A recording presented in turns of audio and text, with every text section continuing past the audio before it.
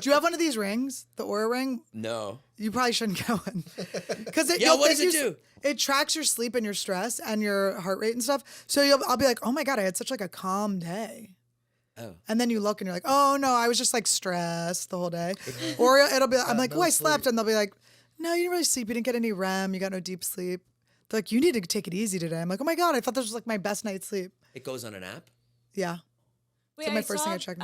Something you did, I don't know if it was on a podcast, but you said like it tells you when to sleep, but you were like at a stand-up show and you're like, I can't go to it's sleep. It's so annoying. It always tells me, it's always like at 9, it's like, you're winding down. I'm like, can you ring? I'm in charge. I'm not going to bed. So annoying. It's like having an annoying parent. I was telling her, because she gets a lot of like advice from all her coaches and everything.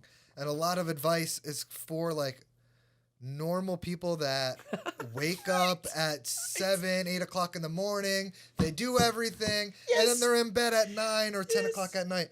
And then at night, she's always like, I'm so tired. Why am I so, what is going on with me? I'm like, it's because you're waking up at 7 or 8 a.m. If you think about it, you wake up at 7 a.m., you start your day, and you have a spot at 10:45, 10:30.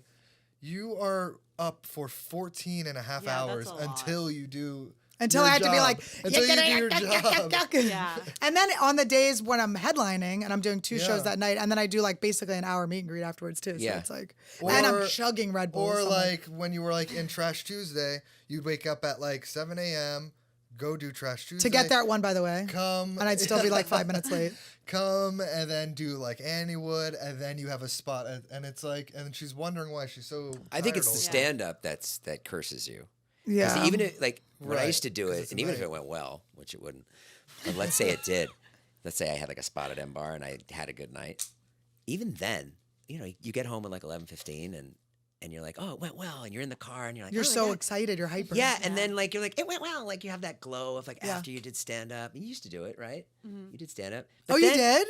Yeah. She used to book shows and stuff. Oh my God. Tell Annie when you did stand up and what you used to be like when you tried it, when you did it for a while.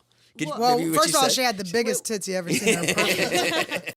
Perfect. What did I say? Well, you said basically that like people would try to give you notes, but you were really. I was so I feel like if I did it now, I would be like so amazing because I'm so self-aware. Yes. But when I was really young, I was like, oh, I'm the best ever.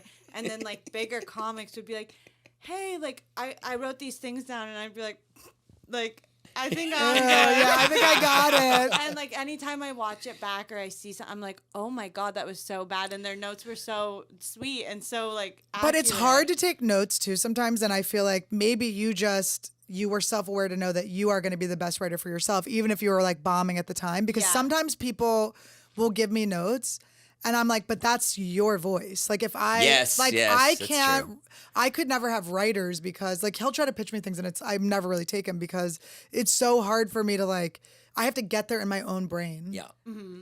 So maybe you were just so good. One of my jokes. I don't know. Which one? It was pretty bad. Oh yeah, the drag one of race. my jokes. Yeah. You want to tell it? I said, I was like, this is a good joke. And it goes, yeah, I just found out one of my childhood friends just like died in a drag race. Must have fell off the stage. Every time I have a stupid joke, and then people will laugh, and I'll be like, Todd wrote that. Did you use it? Yeah, I've used it. Yeah. Did it work? Mm-hmm, yeah, it would work, but I would always be like, Todd wrote it. I don't know. I feel like I'm lying if I do a joke someone else wrote me too. Oh, really? I know it's not right. You think? I was talking.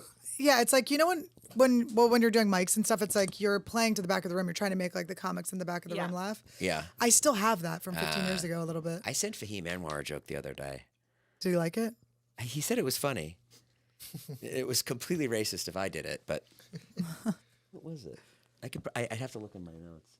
Wait, what was so the, funny. Fahim's the only person that doesn't need people to send him jokes. I mean, I know. The most prolific and I'm sure joke writer of all time. I also don't know him that well, so I'm sure he was just like, whatever. I'm open to notes always from people, but like I don't get mad at people.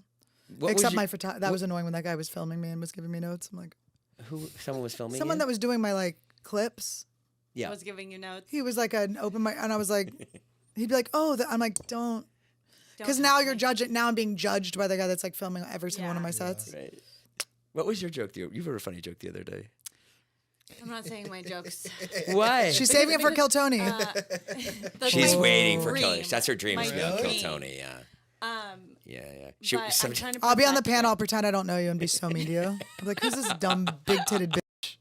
I bet No, that she purse thinks- $3. I bet that purse was $3. No, she thinks she's going right to panel. Oh, No. The way that I see it is you're on the panel. Yeah. And I get picked from the bucket. Which Oh, the chances of this is that like a are insane. But then, it would also Manifest be it. an opportunity for him. It's going to be the first time he does this because he loves like first time doing something. Yeah. And I'm going to do my minute, and then I'm going to be like, Tony, pull up a seat and let me be and Tony be like, I bet he comes in a minute too. And then he's going to let me be on the panel after my 1 minute. Oh. And then he's going to be like, it's never been done before. Kill Tony. I'll be like, and then I'll sit This there and is I'll your roast Jim people. Carrey $50 million check moment. One time we were talking about Kill Tony, and she was like talking about some scenario, and she's like, because when Tony comes home, we'll like talk you about. And I was you like, you guys live live with together? Like, wait a minute, what? I've been to his condo. I know what it looks like. I can help you manifest this. I can map it out for Me you. going to his house. Please don't have her leave me for Tony Hinchcliffe. That's so funny. I've got Vince Vaughn to worry about. Tony Hinchcliffe. I wouldn't be. I've never been with someone short. Oh God. Oh, I made that mistake once. Remember when we were playing board games with Tony and I said something and he was like, I'm not. He's like, yeah, because I'm known for being short. I was like, are you known for being tall?